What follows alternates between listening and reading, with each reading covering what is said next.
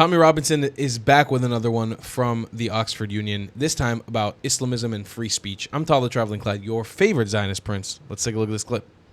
You say that you've now reformed the way within which you're working, now working with groups such as Kilium and trying to work with Muslims in particular. But my question to you is, why 6 or 7 years ago did you not think that the way to tackle these issues then would be to sit down and talk with Muslims, or within a liberal democracy to lobby your government for the way that your government is for example, enacting in foreign policy and the Western involvement in the Middle East that is perpetuating extremism. Instead, you chose to take to the streets and to lead a racist, fascist organization and to, continue to confound Islamophobia. But now you've had this change of heart. So why not do that 7 years ago, and what's changed? You talk about reform myself and have a change of heart. Who wanted to talk to me 6 years ago? 5 years ago? Who wanted to talk to us? As I've told you, we tried to talk to our council. No one wanted to sit down and talk to us. And sort of a bit of a myth is that I've changed what I'm saying. And I wasn't open to dialogue anyway. I was. I mean, imams I've met over the years whilst leading the English Defence League. Well, one meeting nearly got me killed because I met with the imam from Dewsbury. He come down to see me 4 days before the English Defence League demonstration. Remember, this is a demonstration where Muslims plan to blow everyone up with bombs. But I've been open for dialogue, and you're asking what's changed. You said a fascist and racist organisation as well. And you also mentioned Islamophobia. I think quite a lot of the things we fear are rational. I think they are rational. Because a phobia is an irrational fear. So I don't think it's right to just, again, brandish people who have genuine concerns and fears as being Islamophobic. You make a distinction between extremist Muslims and the general Muslims. You say, there are plenty of Muslims who are not bad Muslims, right? Like you were saying that earlier. But in that video that you showed, when that individual went to attack you in the car, you said that's Islam. Yep. And I have several tweets here, just from 2 years ago, that you said something. I just saw someone planting a time bomb, or as the Muslim woman involved called it, having a baby. You also said, I walked into a library and asked for a book on rape, genocide and killing, and they handed me the Quran. So these are very generalized, statements about the whole of Islam, about people who follow Islam. There's no separation there between radical Islam and, and now you make this subtle distinction, but in that video you just showed that's Islam. Yeah, anyone can...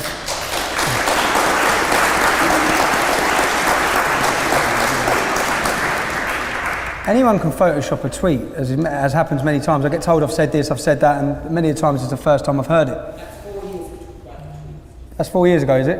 4 years worth of tweets, ending in when you... I wasn't on... and then you reopened your... Well, I wasn't on Twitter 4 years... I wasn't on Twitter 4 years ago, yeah? When I said that's Islam, what we now use is the frame Islamist, which is someone's interpretation of Islam, which they wish to enforce on society. That's his Islam. Yeah? That group, ISIS, which is what these men are supporters of, that's their Islam. Yeah? It is their Islam. You're better off arguing with them about why it's their Islam. I don't know why it is. But you see, smack in the face like that. Just Google Tommy Robinson beaten up, you'll find picture after picture of my face rearranged. It happens quite a lot. Yeah? The vast majority of Muslims, again, that I meet, don't smack me in the face. But there is an issue. There is a problem. It's a problem you should be able to talk freely about, or at least oppose without everyone wanting to kill you. Yeah? 6 Osman warnings I've had. So's my wife. She's had Osman warnings when she was pregnant, telling her that people were planning to kill her. We're in Britain, land of freedom and democracy. We should feel free to oppose, say, stand up against anything we want to. You want to shout me down, you want to slander me, you want to call me something, fine. All we see is violence. That's all I see. It's not all I see, because the vast majority of Muslims who come up to me, I've had many Muslims stop me in the street and say that they feel their religion's been hijacked. I can date this back, which is when I go back to this Muslim recently, who I'm meeting this week, and he brings it all back to the time of Abdul Wahhabi, talking about Wahhabism. Can you blame me for thinking it's representative of Islam when I live in Luton and I see the scenes you've seen? Would you blame me? And when the imam I see on my TV, I do a bit of research, I do a bit of digging. They opened a Discover Islam Centre in my town, okay? A Discover Islam Centre was opened in Luton Town Centre, and it was opened by Luton Borough Council. It took me 10 minutes to dig and look at Yusuf Bonner, that was his name. Yusuf Bonner was the manager of the centre. This was his 5th religion, was Islam, yeah? He's been everything, even a Jedi, I think. But he's working his way through, he's obviously a nutter. And he's opening a centre in Luton Town Centre, supported by our council. On his blog, he said, Christians are wearing suicide vests of wrongful belief. We will not rest until Islam is brought into every home in Luton. Bearing in mind, you've seen the problems we've got. Yeah? This was only in 2012. Now, I wondered who was funding this centre, this Dawah centre that was going to be a shop in the town centre. I want to know who's funding it, because then when you find out who's funding it, you see what's going to be propagated through it. So I set up a fake profile in a Muslim name, and I began a conversation with Abdul Rahim Green, because these sort of centres have been opened in Tower Hamlets, yeah? You know, IRA, the charity. Abdul Rahim Green. So what this centre's coming to do is show us the true Islam, yeah? Because we've apparently seen the false Islam many times. We want to see the true Islam. So straight away I got talking, and he confirmed, yes, they are behind this centre. So then I looked online to find speeches by Abdul Rahim Green, where straight away I see a speech where he says, if your wife disobeys you, take a stick and beat her. I don't want this in my town. I certainly don't want it in every home in Luton. This is not helping, yeah? And it's got Wahhabi books in it now, yeah? Can you blame us, as a non-Muslim, as a Luton lad, growing up in the town? Do you blame me for thinking what I'm seeing is representative? When I do a bit of research, I do a bit of digging on anyone I've debated over the years. This is why I have a problem with a lot of the organisations. I know Quilliam are hated, aren't they? Quilliam are hated.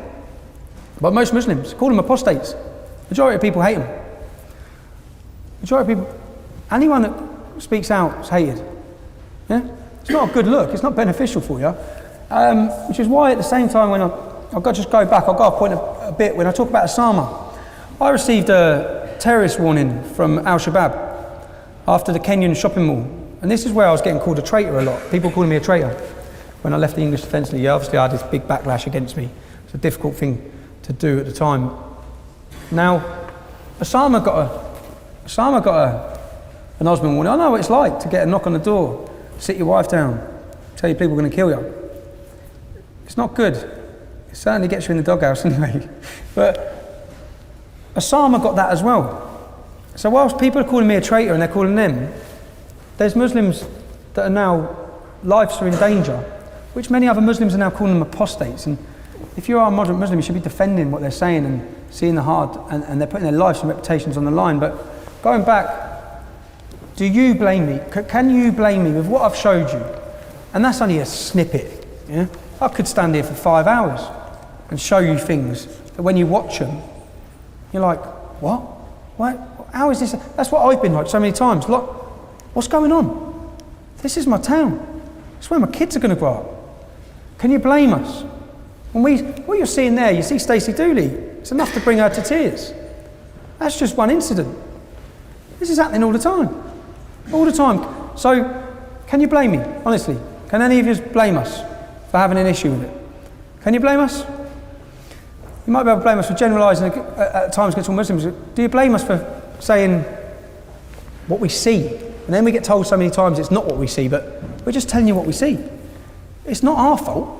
I haven't created this. I didn't create that. I didn't make them want to hate us, want the complete destruction of the West. We were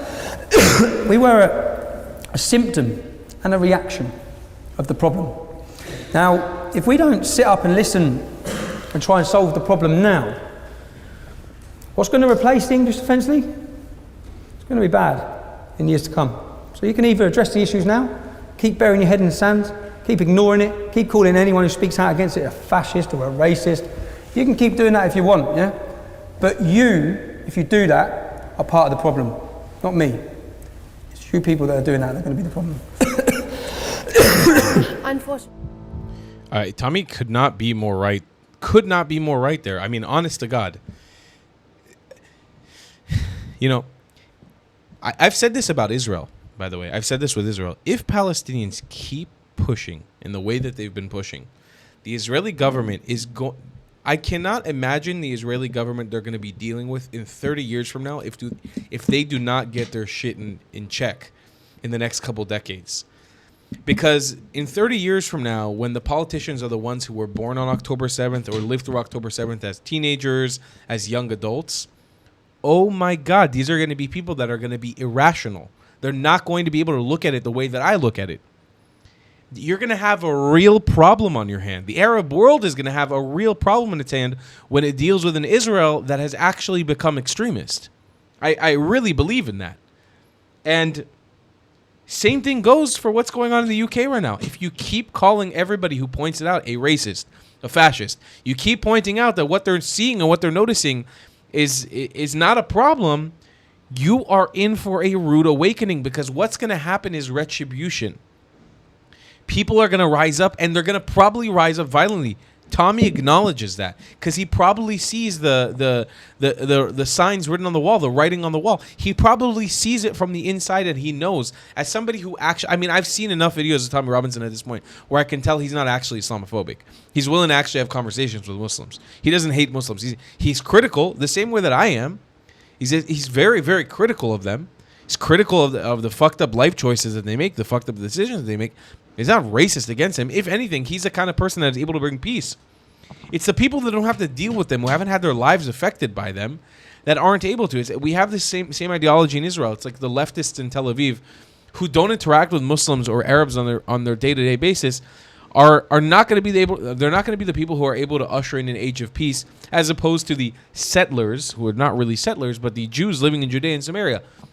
Those are the ones who exist side by side with Palestinians every day. Those are the ones who are shopping with them, who are living with them, who are praying alongside them, who are meeting with them, who are eating with them. It's the people who have actually had the on-the-ground experience with these people who are able to bring in an age of peace. It's not the far leftists who think that they know what they're talking about. Tommy brings up a very, very good point here. You got to read the writings on the wall.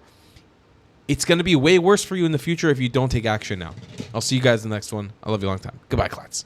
If you believe in my content and want to support me, just know your help is needed. There's a bunch of great ways to support me, being PayPal, Buy Me a Coffee, or joining my Patreon community down below. Patreon is the best way to support my channel, and you'll get a bunch of cool perks depending on what tier you join. Another great way to support me is by buying my merchandise on thetravelingclat.com. I regularly drop new merch designs like this beautiful hat, or this amazing shirt, where you can support the channel and get something cool for yourself. I also have an amazing Discord community with people from all over the world. Thank you so much for your support.